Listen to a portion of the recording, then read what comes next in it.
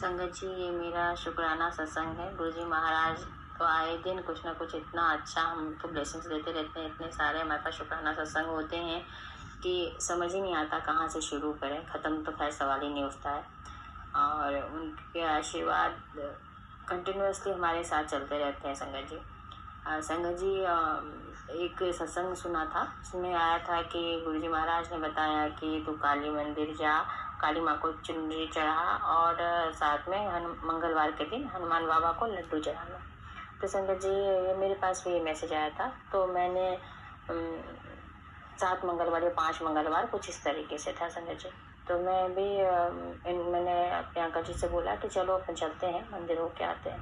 संगत जी, मैं मंदिर गई। पहले दिन जब मैं मंदिर गई संगत जी, तो हमने लड्डू चढ़ाए हनुमान बाबा को और काली माँ को चुनरी चढ़ाना मैं भूल गई और हम वापस आ गए। फिर मेरे मन में अंदर अंदर बार बार लग रहा था कि अरे मैंने काली माँ को तो चढ़ाया ही नहीं, क्योंकि वहाँ पे हनुमान मंदिर एक साइड है, थोड़ी दूरी पे काली माँ का मंदिर, रोड के इस साइड पे काली माँ का मंदिर है। तो बिल्कुल ध्यान से उतर गया संगत जी। मंगलवार के दिन बहुत भीड़ भी रहती है, भजन वगैरह चलते रहते हैं, तो वो हम नहीं चढ़ा पाए। फिर मैं ध्यान से मैंने सोचा कि इस बार नहीं तो कोई बात नहीं, मैं अगली बार मंगलवार से मैं शुरू करूँगी।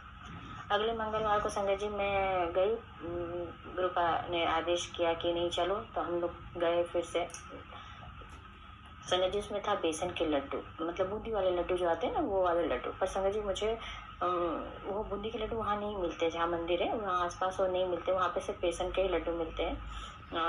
तो वो हमने ले तो लिए, पर मेरा मन एकदम ऐसा लग रहा था कि पता नहीं, गुरुजी महाराज ने कहा है कि बूंदी वाले लड्डू चढ़ाना है, यहाँ तो बेसन के लड्डू हैं। पर फिर भी मैंने करके गुरुजी महाराज का नाम लेके मैंने बोला आप देखना, वो नहीं मिल रहा है यहाँ पे, तो मैं वही यही ले रही हूँ करके मैंने ले लिया। और जब मैं अंदर मंदिर में गई संगत जी, हनुमान बाबा के पास, तो हाँ संगत जी, जब पहली बार हम गए थे ना संगत जी, तो हमने जो लड्डू चढ़ाए थे ना, उसमें 5 लड्डू हमारे पास वापस आए। मतलब पंडित जी ने भोग लगाने के बाद जो प्रसाद देते हैं ना, उसमें 5 लड्डू डब्बे के अंदर उन्होंने मुझे दिया था। तो हम लेके आए संगत जी। उसमें से अंकल जी को डायबिटीज है, तो ज़्यादा नहीं खाते वो, तो एक शायद उन्होंने खाया और एक मैंने खाया, बाकी पड़ोस से कोई आ गई थी, तब हमने उनको दे दिया प्रसाद करके, तो प्रसाद लो करके सबको बांट दिया। शायद गुरुजी महाराज को ये था कि नहीं, ये प्रसाद हमको खुद ही खाना चाहिए। तो अगली बार जब हम गए संगत जी, तो क्या हुआ कि जो लड्डू हमको दिया उन्होंने डब्बे में, डब्बे तो पैक आता है, उसमें काउंटिंग के ही लड्डू रहते हैं, 7-8 जो भी।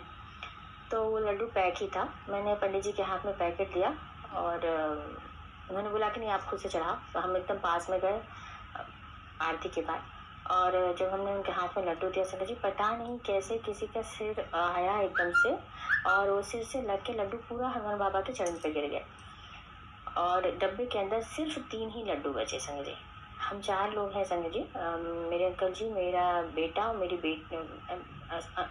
मेरे अंकल जी, मैं, गुड़िया और बेटा। बट वो बेटा क्या बाहर रहता है, तो हम 3 लोग ही यहाँ रहते हैं।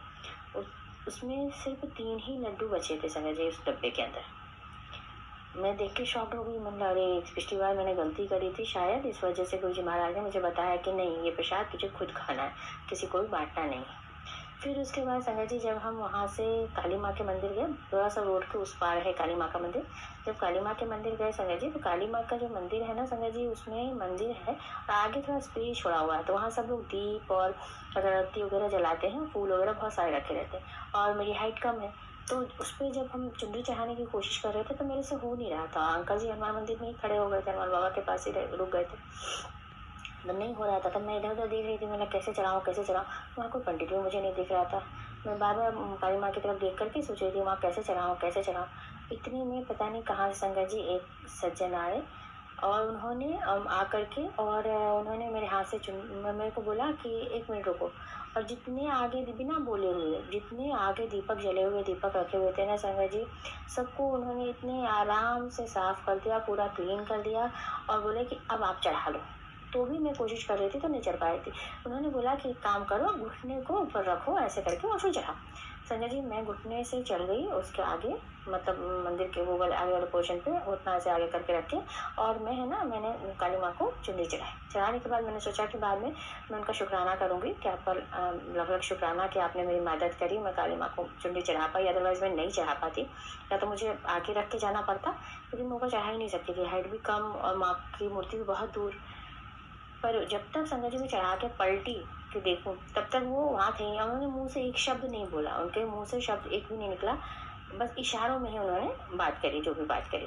और उसके जब मैं पलटी संगत जी तो वहाँ से वो गायब थे, मुझे वो दिखे ही नहीं। शुक्राना गुरु जी महाराज, अनंतम शुक्राना। हम जो सोचते हैं ना, पता नहीं कैसे कृपा को समझ में आ जाता है, हमारी एक एक बात उन तक पहुंच जाती है संगत जी।